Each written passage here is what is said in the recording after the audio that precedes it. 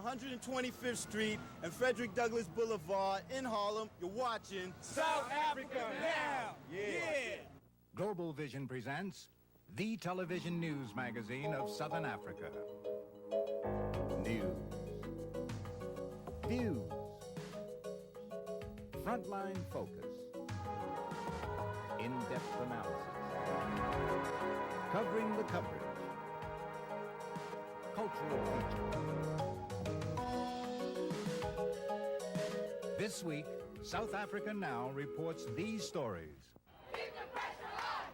Keep the pressure on! For years, Americans marched, lobbied, and rallied for sanctions. Now there are growing pressures to lift them, and anti-apartheid groups are working overtime to keep them in place.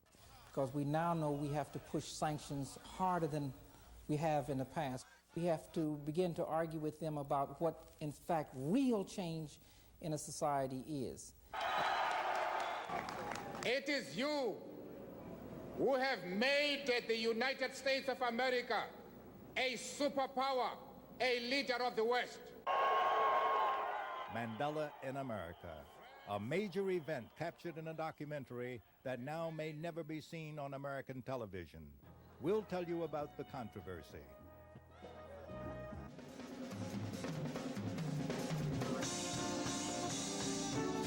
And finally, in our culture section, the African Arts Fund, an American group helping talented South Africans develop their skills.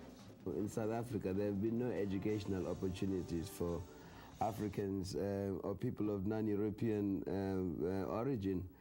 And in the arts, there has been nothing at all. All of these stories and more this week. But first, and possibly for the last time, the uncensored news with Thandeka Gqubule and Fana D. Kekana. Dumelang. As our funding falls off, South Africa Now is counting down its last programs. In the next 2 weeks, we'll bring you a special featuring the best of our work over the last 3 years. And then our final show will air the week of April 24th. So this may be our last newscast and the last chance for you to see news like this on television. Sadly, in this week's news from South Africa is yet another massacre and one more apparent assassination. During 1990, official statistics say 2,677 people died in political violence, including 68 policemen. What to do about this violence? The ANC's Nelson Mandela and Inkatha's Chief Buthelezi met for 5.5 hours on March 29th to discuss ways to end the killings, which neither political party has been able to contain. In fact, both speak of it as an indictment of black leadership. Chief Buthelezi has proposed forming a crisis task force with President F.W. de Klerk to try and stop it. The latest violence claimed 11 dead, with 29 injured when police opened fire on a crowd they say were attacking them in Daveyton, north of Johannesburg. The ANC says the police attack was unwarranted. The police say they will investigate. The South African broadcaster reported on one horrific incident in Alexandra township. The ferocity of the attack has shocked the community, and political leaders who have made such great strides towards ending the township violence are at a loss. The group of Swazi mourners were keeping an all-night vigil over the body of an unrest victim when a gang of gunmen burst in and opened fire on them. The victims had no way of escaping the gunfire. It's a general assessment that those who were shooting were quite skillful in the use of those automatic weapons. So it is rather too early to say the assassin belonged to this and that other group. Police visited the house 17 times in the hours leading up to the shooting, according to a police spokesman. He said they had acted on information that a group of hostile-looking men were in the area. However, there was no sign of the gang when the police arrived at the house. The attack on the Swazis adds a new ethnic dimension to the township violence, until now largely limited to Xhosa and Zulu factions. Another factor was the distribution earlier this week of a bogus pamphlet calling for a concerted attack on a group of hostile dwellers. The police say they have identified one of the suspects in the shooting and are confident that an early arrest will lead to the other gunmen being apprehended. The South African violence has gone beyond South Africa's borders. The Times of Zambia reports that ANC member Bilinga Mutila was shot down by an unknown gunman outside his home in Lusaka. Meanwhile, former Lusaka-based ANC intelligence chief Ronnie Kasrils, seen here in disguise during an interview with South Africa Now, was granted partial indemnity for receiving military training overseas, but is not on the list of those promised full indemnity, a move which South Scan says may be intended to divide the ANC. Meanwhile, the Pan Africanist Congress told us they do not see an end to violence anytime soon. Yvette Tomlinson spoke with PAC General Secretary Benny Alexandra about the implications of the massacre in Daveyton and the new violence in Alexandra.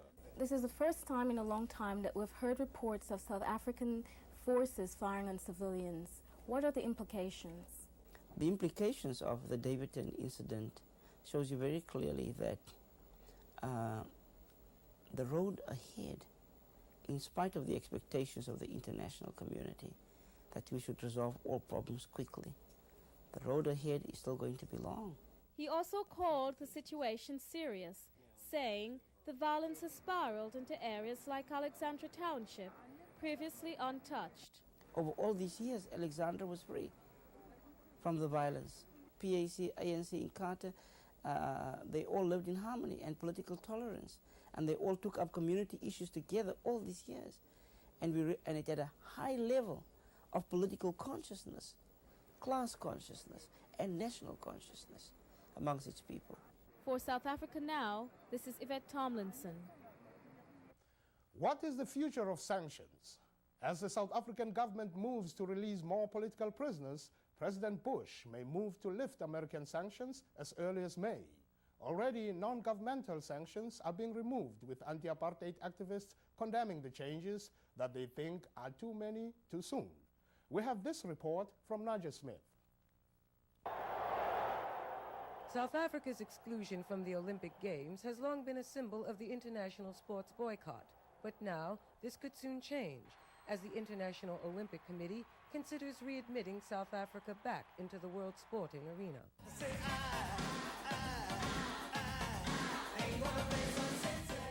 Sun City, the resort in one of South Africa's homelands, became a symbol of apartheid. This song and others encouraged artists to respect the cultural boycott. But now, Sun City is opening up to South Africans who have supported the anti-apartheid cause. Can international artists be far behind? Thousands of Americans endorsed Nelson Mandela's call to keep the pressure on when he toured the world last year. But now, some countries, including Eastern Europe, the Soviet Union, and Finland, have softened their stance because of F.W. de Klerk's reform program. What the South African government has done very effectively is appear to be moving very quickly on apartheid and getting rid of it. What they have done in actuality is only make promises about removing things from paper. TransAfrica, the American lobbying group, says it's not yet time to lift sanctions. They've issued this report card, saying South Africa's reforms have been inconsistent at best. In South Africa, meanwhile, grassroots groups have endorsed the continuation of sanctions. And so, a gulf seems to be growing between opponents of apartheid and governments who until recently have supported them. This is Naja Smith reporting for South Africa Now. The Winnie Mandela trial has taken a number of turns and may take some more by the time this program airs. Philip Tomlinson has an update. On March 26th, a co-defendant of Mrs. Mandela told the court he was threatened by the police and coerced with the use of electric shocks into testifying against her. South Africa Now's Kenneth Dan has been covering the trial at the Rand Supreme Court, and he filed this report. The Winnie Mandela case has taken a back seat to the recurring violence, which has been front-page news. However, of note is this recent development. Charges of assault and kidnapping against a co-accused have been dropped due to a lack of evidence that she was part of a group with Mrs. Mandela that had allegedly shambucked 3 men and a youth. For South Africa Now, this is Kenneth Dan from Johannesburg. Meanwhile, gay organizations are protesting against Winnie Mandela's defense lawyer's suggestion that her initial motive in the case, flowed from a desire to protect boys facing homosexual abuse from a white minister who denies the charges. The gay groups say this whole approach is homophobic. SouthScan reports the defense is also challenging the media, implying that the charge against Mrs. Mandela has been trumped up. This anti-apartheid news service says this tactic is creating a flood of criticisms against the ANC, which has not unambiguously distanced itself from the trial. For South Africa Now, this is Philip Tomlinson. I'm Joseph D. Shaw with what may be our final Frontline Focus report. In Mozambique, government reports indicate the war with the Renamo bandit army is escalating. The government says 149 Renamo rebels were killed last week. In Angola, UNITA rebels reportedly robbed a branch of the National Bank and took 200 people hostage, while the National Assembly agreed to set up a multi-party system as a step towards peace with the CIA-backed UNITA forces. Namibia has called on the United States to pressure the South African government to return its only deepwater port of Walfish Bay, which is still under South African control. Meanwhile, the country battles another problem: homelessness. Thousands of Namibians, unable to afford adequate housing, live in overcrowded squatter camps. This week, we bring you the story of Samstan, or Standing Together, a self-help collective which assists domestic workers to purchase and build their own houses. Samstan was formed in 1987 when homeless people and community activists realized that they would not be able to get enough donations to provide houses for all the homeless.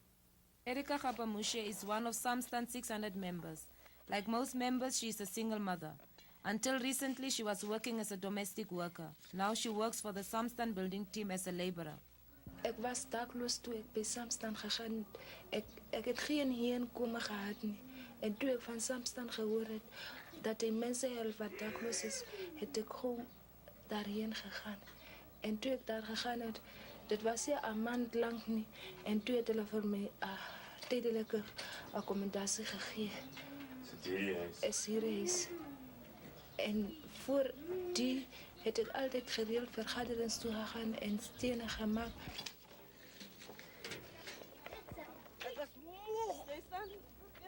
Samstan is controlled by its members.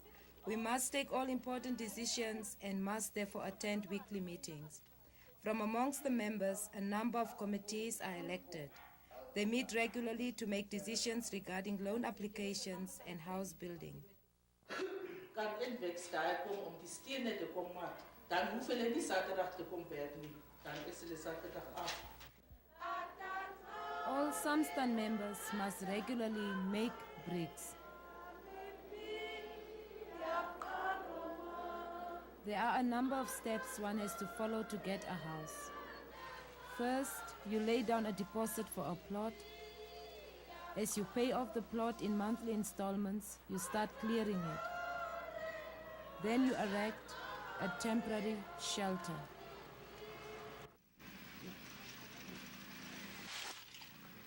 Once the credit committee has agreed to pass your loan application, you decide on a plan for the house. When the plan is registered with the municipality, you can begin digging your foundations.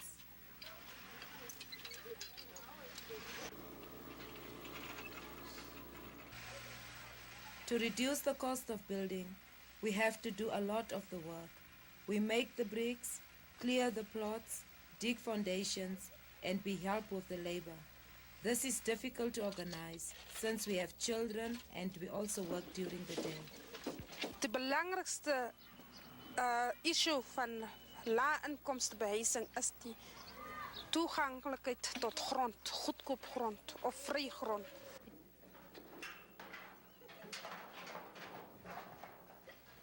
Ons voel die huiswerker moet kind of a soort huistoelaag kry, sodat sy haar erf kan afbetaal of haar dienste kan betaal. Dit moet nie afgetrek word van haar salaris, so sommige van hulle nou doen nie. Want in hierdie land word die rykes gesubsidieer deur die staat. Die rykes kry, die wat by die staat werk, die civil servants kry huise, so dit is gratis van die regering af. Die civil servants kry vervoer gratis naar hulle werk toe, maar die armes in hierdie land het geen subsidie nie. Baie weinig subsidie. So daarom voel ons die wiel moet bietjie verander. Dat die subsidie gaan naar die armes, want daar die mense wat hoë inkomste het kan vir hulle self. You're watching South Africa Now, the television news magazine that goes behind the headlines. South Africa Now has made a practice of covering the coverage as well as the issues. This week, a media issue close to home. Global Vision, the company that produces this program, has protested a decision by the Public Broadcasting Service to refuse to show its Mandela in America documentary. This letter from PBS claims the program is outdated because it doesn't include an update on the South African violence and the Winnie Mandela trial. Global Vision says it offered to do an update, and besides, that's not what Mandela in America is about. They've asked PBS to reconsider. We thought our viewers might like to see part of what this controversy is about. So here's another excerpt from the film that Americans will, as of now, not get to see on TV.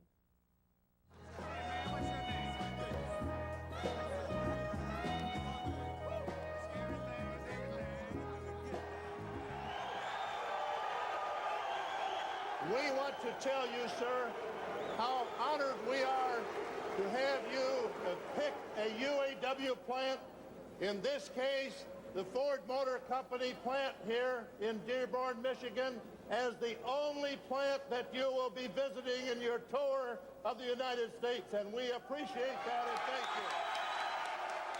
I said to Mr. and Mrs. Mandela, when I visited South Africa 4 years ago, there was no way that I could hope when I left there that this sort of thing could happen in 4 years. It's just great for the country, it's great for the world, it's great for us here in Detroit. Friends and comrades, the man who is speaking is the member of the UAW.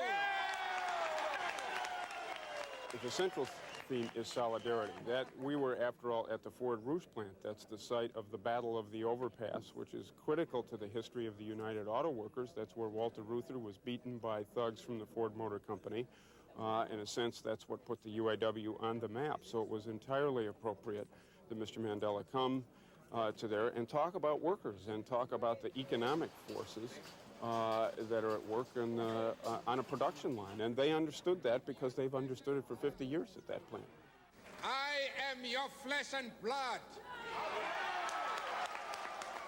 I am your comrade. It is you who have made the United States of America a superpower, a leader of the West.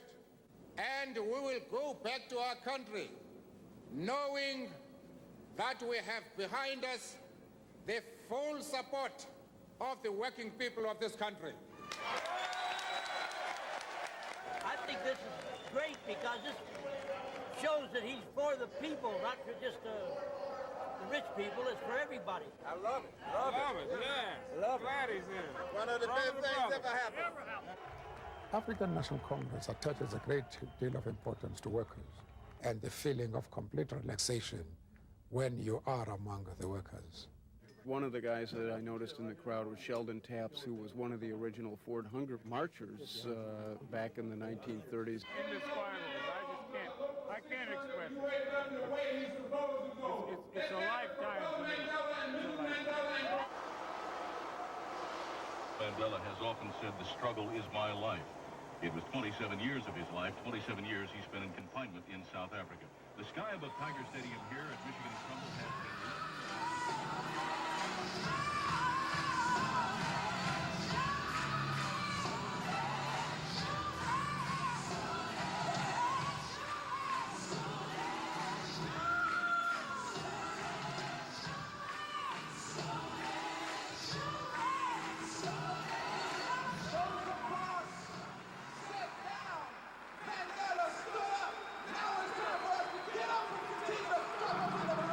What do you think Mr. Mandela's visit will do for race relations in the city of Detroit?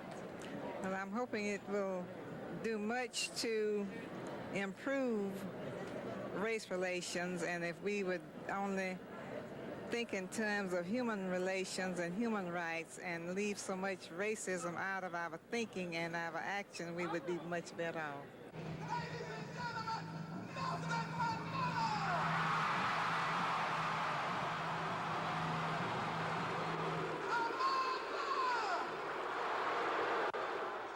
It did not happen by chance.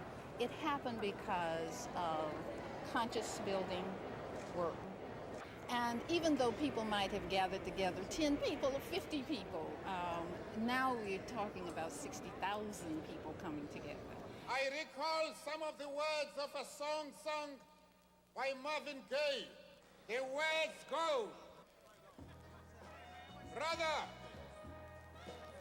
brother, there's far too many of you dying. Mother, mother, there's too many of you crying.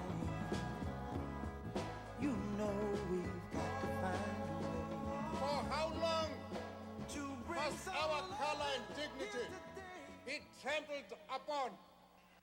We declare, not for long. The whole planet's watching. Sun God is watching too. Eagle man, brother. Yes, we're watching you. And this can do.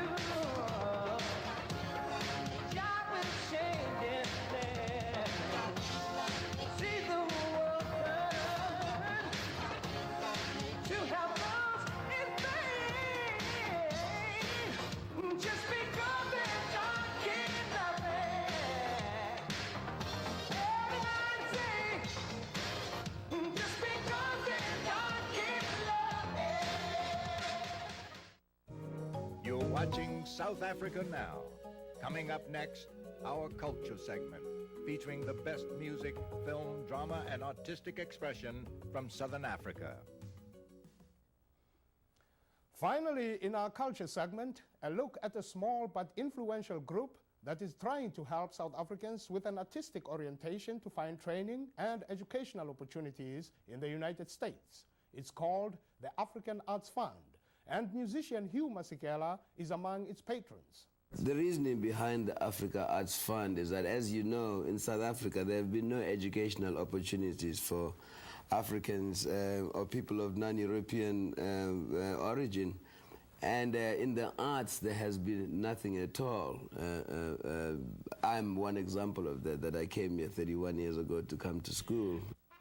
Hugh Masekela was able to use the opportunities he could to become an international star, and is now helping to support aspiring artists like Gqubule, a sculptor, Wendy Newstad, a dancer and choreographer, Themba Mhambi, who writes poetry, painter Rudzani Nemasetoni, and our own Mweli Mzizi, who off-camera is studying film at New York University.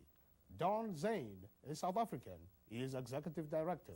The African Arts Fund also exposes artists to a world view and to a democratic view. Apartheid is certainly not that, and hopefully this will broaden their view and encourage them to take some of the ideas back home. We hope to build the infrastructure, the cultural infrastructure, with professionals in all the art fields. Here is where art meets politics, in a mural by Gqubule in Lower Manhattan.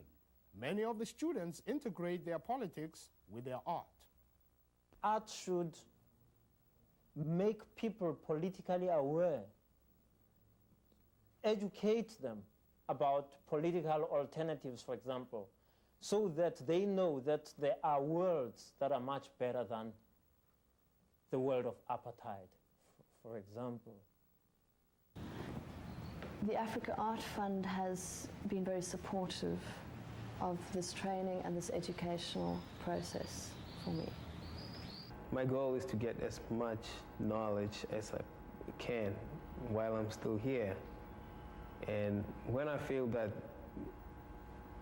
the situation in South Africa is workable or not, I will go back there, you know, and see if I can establish an art movement, get people who are interested in art, you know, to make some art.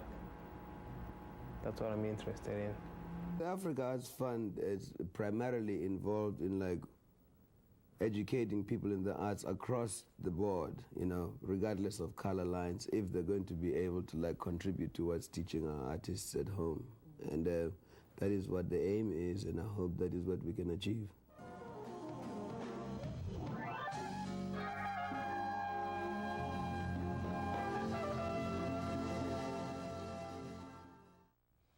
Thank you for watching South Africa Now. As we have reported, we only have 3 programs left in this series, which has been on the air every week since 1988. Major funders did not renew their support, perhaps in the belief that the situation in South Africa no longer needs the kind of reporting that we provide. Next week, we'll show you the best of South Africa Now. If you're interested in more information about the issues we cover, or to find ways of helping, write South Africa Now, P.O. Box 1907, Canal Street Station, New York, New York 10013. South Africa Now is produced by Global Vision on a non-profit basis in association with the Africa Fund, a tax-exempt organization providing assistance and relief to victims of apartheid. As we mentioned last week, South Africa Now is proud to announce that we have been named a winner of the 1991 George Polk Award, one of the highest honors in broadcast journalism. At the same time, we are sad to report that one of our most enthusiastic supporters over the years, Brooklyn College professor Archie Singham, recently lost his fight with cancer. Singham, a longtime crusader of African liberation, appeared on South Africa Now. You see, we are all ultimately full of what I call racist arrogance, in which we think of these poor little black people in Namibia. We are unable to identify that their struggle for liberation is my struggle for liberation. That was Archie Singham. I'm Fana D. Kekana, at least for now. I'll see you next week. Mandela in America.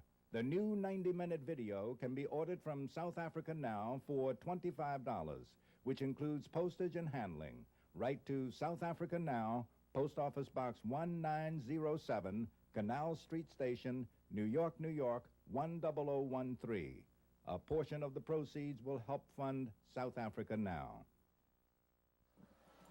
Somewhere there's a child a-crying. Somewhere there's a child a-crying. Somewhere there's a child a-crying, crying for freedom in South Africa. Somewhere there's a child a-crying. Somewhere there's a child a-crying. Somewhere there's a child a-crying, crying for freedom in South Africa. They killed Stephen Biko this morning. They killed Stephen Biko. South Africa Now is also supported by public television viewers like you. Die for freedom. Die for freedom.